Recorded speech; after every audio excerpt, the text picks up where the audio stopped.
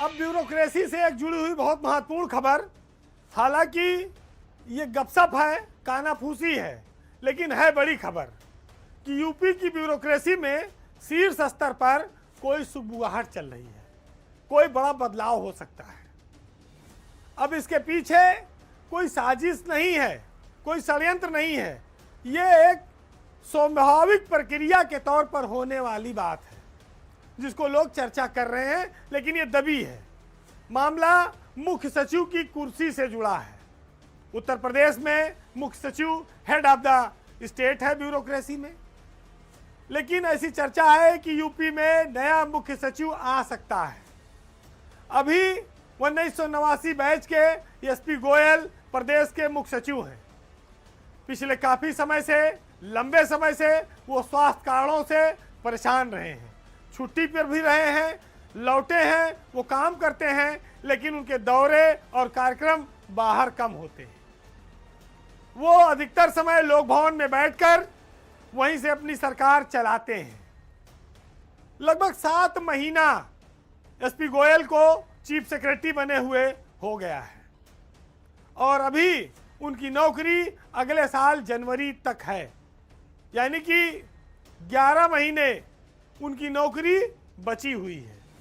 तो ऐसे में लोग पूछेंगे कि भाई जिसकी नौकरी बची है, पद पे है, तो कोई क्यों हटेगा, कोई क्यों हटाएगा। कुछ जानकार ये कहते हैं कि अब एसपी गोयल का मन उत्तर प्रदेश के मुख्य सचिव की कुर्सी से भर गया है।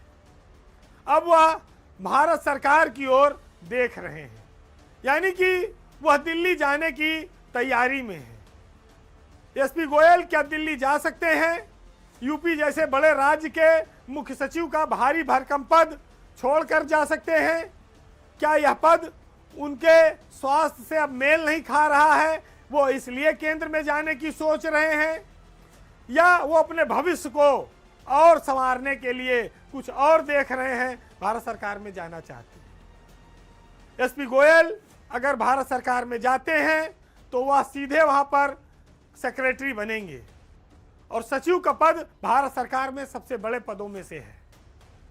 इसके पीछे एक तर्क ये दिया जा रहा है कि अगर वो गवर्नमेंट ऑफ इंडिया में रहकर रिटायर होते हैं, सेक्रेटरी पद से रिटायर होते हैं, तो उन्हें नए अवसर मिल सकते हैं। सबसे पहला अवसर तो यही है कि सरकार उनको सेवा विस्तार भी दे सकती है। केंद्र में रहते हुए सेवा विस्तार पाना काफी आसान है। अगर सेवा विस्तार का मामला नहीं बनता है तो एसपी गोयल की जो छवि है, उस आधार पर वह भारत सरकार में किसी बड़े और पद पर रिटायरमेंट के बाद किसी आयोग में, निगम में समायोजित हो सकते हैं।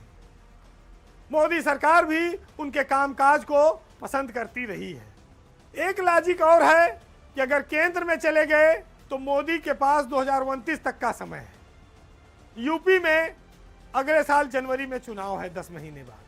ऐसे में यह सवाल उठता है कि अगर एसपी गोयल दिल्ली जाते हैं तो यूपी का अगला मुख्य सचिव कौन बनेगा?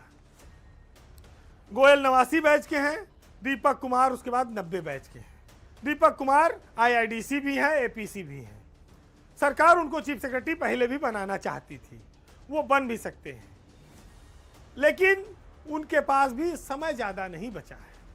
इसी साल अक्टूबर में, यानी कि 8 महीने बाद दीपक कुमार का रिटायरमेंट है। अगर सरकार उनको चीफ सेक्रेटरी बनाती है तो उसकी कोशिश ये होगी कि चुनाव उन्हीं के नेतृत्व में हो और उनको कम से कम 6 महीने का सेवा विस्तार मिले। जब दीपक कुमार चीफ सेक्रेटरी बन जाएंगे तो आईडीसी का पद तो उनके पास ही रहेगा, लेकिन एपीसी का पद वो छोड़ेंगे।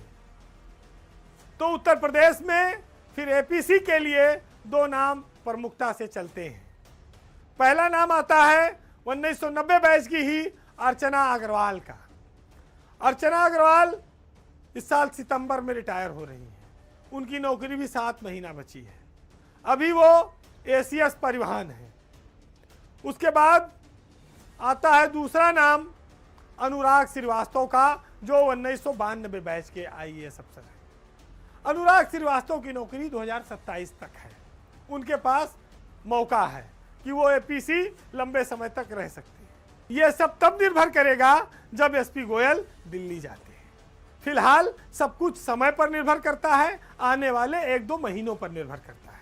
तो आज के पावर सेंटर में इतना ही। जाते जाते आपको सामाजिक व्यवस्था में जो हालात हैं, जो सरकारों का वेलफेयर है, गांव और गरीब की स्थिति है, उस पर कुछ लाइनों के साथ हम छोड़ जाएंगे। चूंकि ये फरवरी का महीना है तो इस फरवरी पर भी एक बहुत शानदार शेर है, आप सुनिएगा। आदम गोडवी साहब की रचना है कि घर के ठंडे चूल्हे पर अगर खाली पतीली है तो बताओ कैसे लिख दूं कि धूप फागुन की नसीली है। और भटकती है हमारे गांव में गूंगी भिखारिन सी, यह सुबह फरवरी बीमार पत्नी से भी पीली है। और सुलगते जिस्म की गर्मी का फिर एहसास हो कैसे, मोहब्बत की कहानी अब जली माचिस की तीली है। नमस्कार।